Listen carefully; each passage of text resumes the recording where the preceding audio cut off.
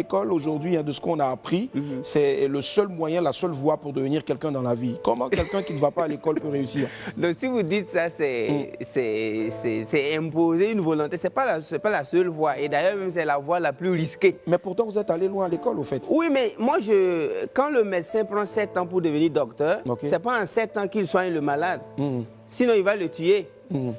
C'est en 2 minutes, 3 minutes. Donc, nous sommes allés à l'école pour sauver nos petits frères, pour sauver des générations. Nous, on part à l'école pour sauver des générations. Oui, quand dans une famille, il y a un gars qui a master, tout le monde n'a même plus obligé d'avoir BBC. Mais si le gars avec son master, il n'a pas eu de boulot. C'est que c'est un faux master. Est-ce que vous voyez? Donc c'est pourquoi, quand j'ai découvert que le plus grand voleur de tous les temps, c'est celui qui vole ton temps. The greatest thief of all the time is the one who steals your time. Et ce voleur en Afrique s'appelle école. L'école, c'est le plus grand voleur des jeunes Africains qui peut te conserver pendant 25 ans, tout en sachant qu'il n'a rien pour toi à la fin, mais il te conserve quand même.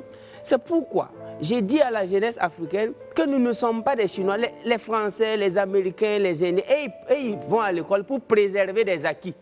Parce que les arrière-grands-parents étaient riches. Mais si ton papa n'a rien, ta maman n'a rien, c'est toi qui cherches master. Mais tu n'auras que tes yeux pour pleurer après. Parce Donc, qu'est-ce qu'il faut faire au lieu de chercher master? Ce qu'il faut faire, il faut chercher l'essentiel. L'essentiel, c'est de savoir lire et écrire, de savoir raisonner. Et tu rentres dans l'auto-éducation. Pourtant, on lit et écrit, on apprend à lire et à écrire à l'école. Oui, mais quand on va remonter en 3000 ans avant Jésus-Christ, ils ont bâti les pyramides comment?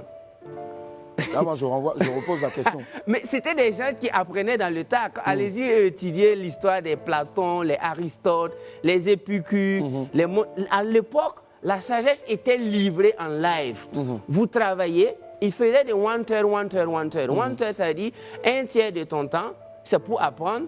Un autre tiers de son temps, c'est pour appliquer. Et un autre tiers, c'est pour aider les autres. Donc, les gars prenaient cours maximum 3-4 heures par jour, et le reste c'était pour travailler et bâtir. Mais aujourd'hui, nous avons une jeunesse capable de prendre cours de 8 heures à 18 heures, comme si c'était pour fabriquer des avions. Et alors qu'après, c'est juste pour devenir chômeur. Donc, on ne peut pas risquer toute une vie et une jeunesse à la recherche d'un papier sur lequel on écrit nom, prénom, diplôme et puis cachet.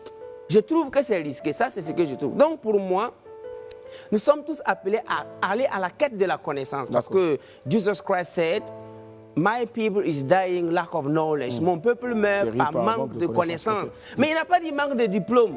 Il a dit manque de connaissance. La connaissance, c'est tout ce qu'il nous faut et tu dois payer le prix même qu'il faut pour connaître. D'accord. Mais est-ce que nous connaissons?